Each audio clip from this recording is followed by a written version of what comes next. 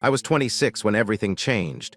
We'd been together almost 2 years of what seemed like a perfect, drama-free relationship. But what if I told you that sometimes love masks something darker, something you don't want to see, even when it's right in front of you? She was easy to be with, no constant fights, no chaos. We met through mutual friends. Texting turned to coffee. Coffee turned serious. I had my own key to her place. I knew her habits, her moods, her favorite tea. From the outside, we looked like a solid couple. But sometimes, the quiet hides the cracks. First signs appeared about a year in. She started turning her phone screen away when I walked by. Her replies got shorter, less playful. But I ignored it. Work stress. I told myself, she's just tired.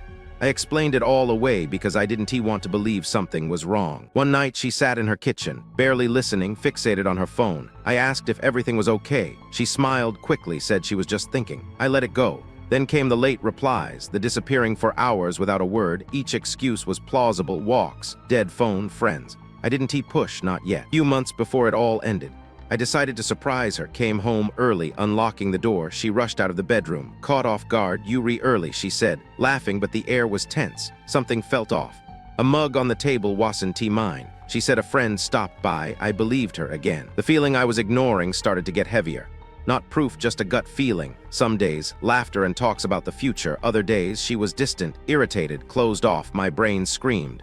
But my heart wanted normal. I told myself I was overthinking, but deep down, fear was creeping in. One night, I woke up to the bathroom light on. She was there, sitting with her phone, door ajar. "Why are you awake?" I asked. Her answer came too fast. "I just can't sleep." That night, I realized the trust had cracked. Something changed, and I couldn't ignore it anymore. She told me she'd stay with a friend for the weekend. I didn't question it. Saturday night, a mutual friend texted me. "Why aren't you with her?" Confused, I waited. Then came a photo, her at a bar with another man. No kisses, no holding hands, but standing too close, too comfortable. My world tilted. Called her, no answer. Later, she texted. I'll explain later, but the explanation never came. When we finally talked, she said it was nothing serious, that I misunderstood, and maybe I was partly to blame for being distant.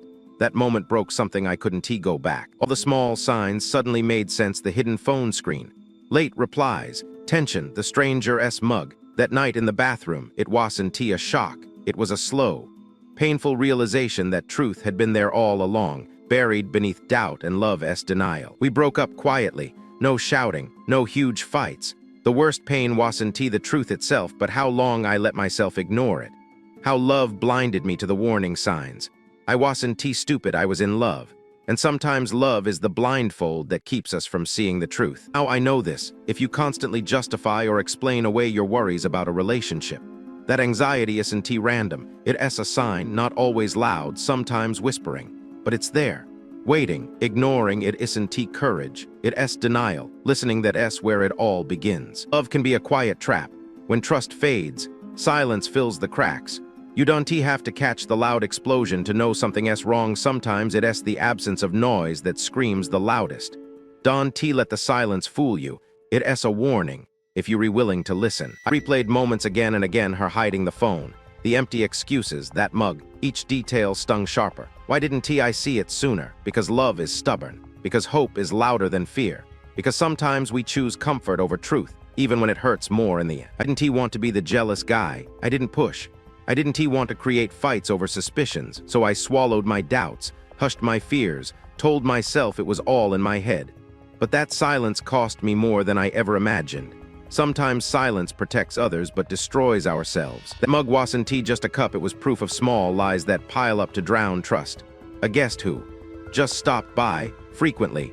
Little secrets that never seemed urgent until suddenly they became the whole story, hidden behind smiles and excuses. That night in the bathroom, the door half open, the anxious face illuminated by phone light, that was the turning point.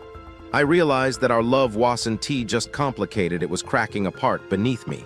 The foundation had shifted, and nothing would ever be the same. Picture, just a photo can shatter your world, not with violence, not with a kiss, but a closeness too easy, laughter shared with another. It's in these moments, small and subtle, that the insurance of trust gets taken away, piece by piece. Her silence when I called was louder than words. I'll explain later, but the explanation never came. Empty words fill empty spaces, but they don't fix broken trust. And sometimes, silence itself tells the truth we afraid to hear. Trying to reason with her, blaming distance, Misunderstanding those were attempts to fix something that was already lost. The illusion cracked, and suddenly everything we shared felt fragile, unreal. Love sometimes isn't enough to heal what silence breaks. We did quietly, no drama, no shouting, just a hollow goodbye. The absence of closure is its own pain. Sometimes the worst heartbreak is not the fight or betrayal itself, but the silence that follows, the unanswered questions echoing in empty rooms. I wasn't stupid. I was in love, and love has a way of blinding us to what is real. It whispers hope. While our eyes see shadows, it demands faith, but sometimes it asks us to ignore our own instincts until the damage is done. Denying the warning signs is costly. Anxiety, doubt, hesitation, they re not random feelings to be brushed off. They re your mind's alarm system. Ignoring those alarms doesn't make the danger disappear, it makes it worse. Louder in the silence. Sometimes the absence of noise, the quietness between words, is screaming the truth we fear. That silence isn't peace, it's warning, and tuning out that warning.